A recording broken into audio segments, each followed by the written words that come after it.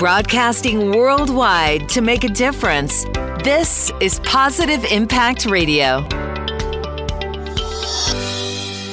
I don't think there's anybody over the age of 30 who would say, I don't want to look younger. I'm fine. I don't want to look younger. Most of us really do want to have a younger look as we get older, especially as we approach our 40s, 50s, 60s, and beyond.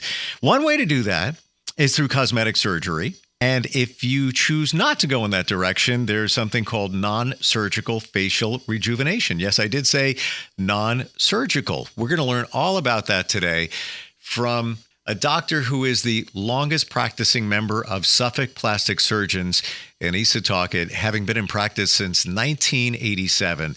He's very accomplished, great reviews, and has so much knowledge, especially on this topic, non-surgical facial rejuvenation. He is Dr. Hilton Adler. Dr. Adler, welcome. How are you today?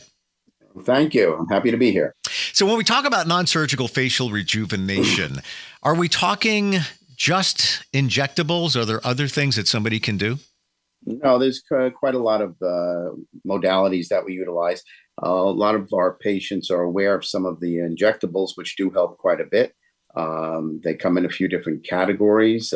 One of the injectables that everybody seems to be very familiar with is Botox, but there are some other products that work similarly.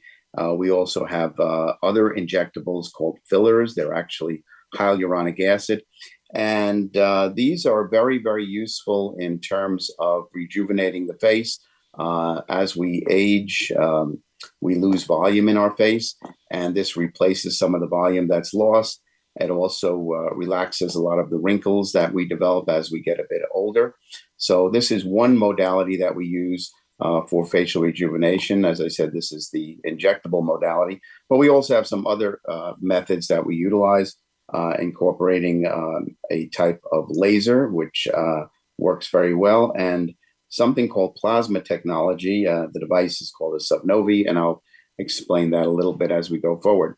But there are some new and exciting things that we can do.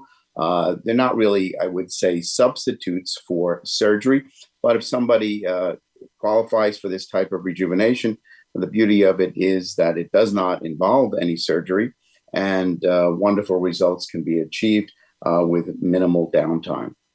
Let's look at injectables now.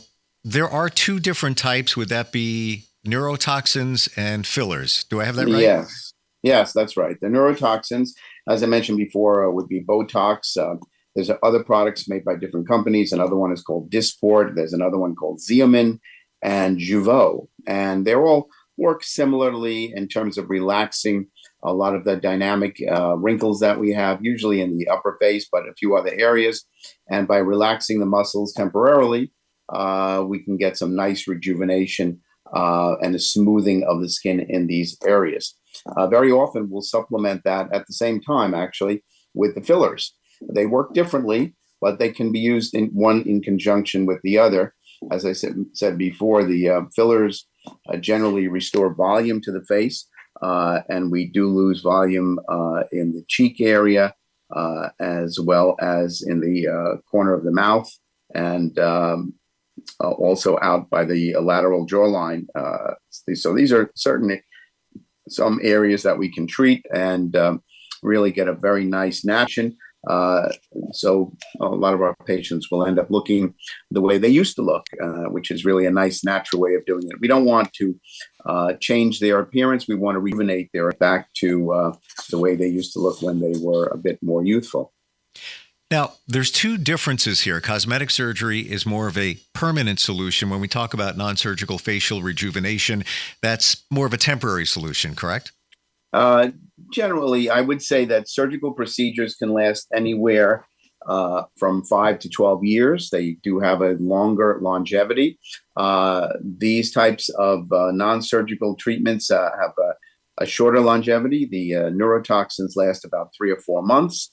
The fillers will last about 6 months. Some of them last a year and a half. So those, they do have different longevities.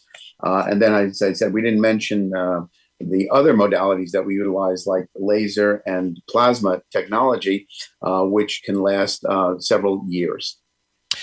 When we're talking about these fillers, I've often heard, too, that you can do a rhinoplasty, a liquid rhinoplasty. Yes, that's true.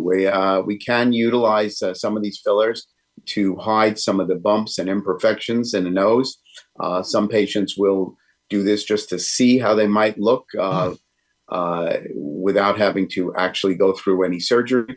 Some patients love the results and don't mind coming back twice a year just to have what we like to call a liquid rhinoplasty. And so that is something that we certainly can do. And it's a very interesting use for some of the filler products that we have. I want everybody to know the difference between some of the spas out there and your practice at Suffolk Plastic Surgeons. You are a board certified doctor.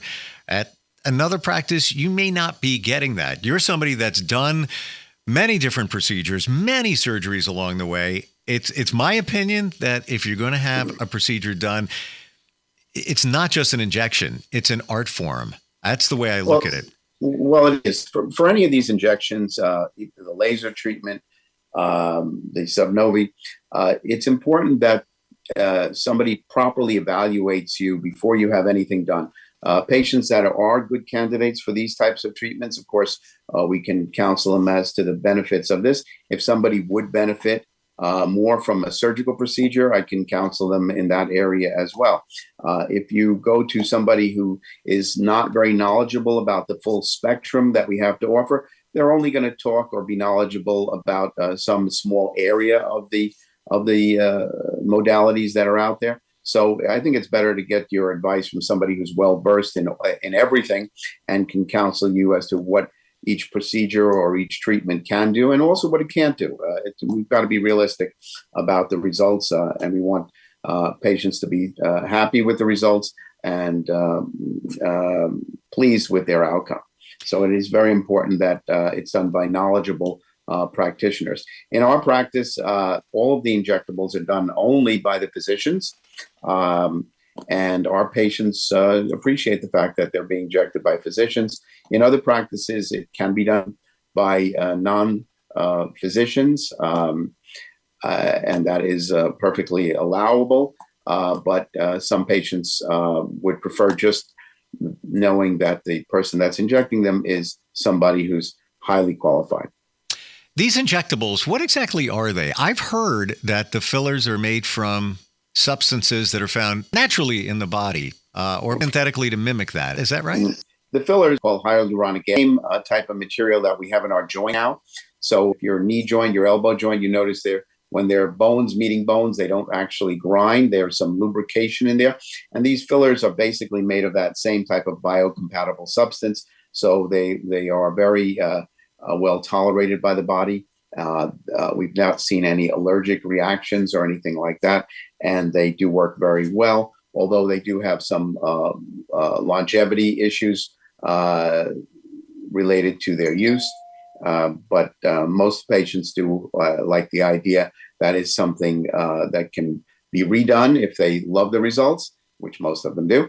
But also if it's not quite up to their expectations, it's something that's not permanent and it does go away. Final question here, non-surgical facial rejuvenation. Can you have multiple things done at once? I know that your practice does a thing called a mommy makeover. There's multiple things that can be done in one session or one surgery session. With this, can we do injectables? Can we do laser treatments at the same time, or would you space them out? Well, we can do a lot of injectables all at the same time. We can do the neurotoxins, the Botox-like products, and the fillers. That's very commonly that we do it at the same time. We would probably stage the procedures if we're going to incorporate laser or subnovi treatments. They should be done a few weeks before or a few weeks after an injectable is done. I'd love to, next time we get together, talk about the laser treatments with non-surgical facial rejuvenation. Can we do that? Sure. That'd be fantastic. SuffolkPlasticSurgeons.com is the website. If you'd like to learn more, 631-751-4400.